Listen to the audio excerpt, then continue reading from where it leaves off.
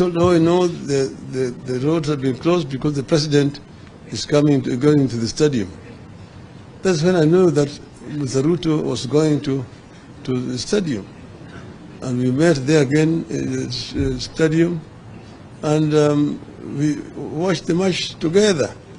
In the halftime, we went down to the lounge. There's only one lounge. And then we met there, and the pictures were taken.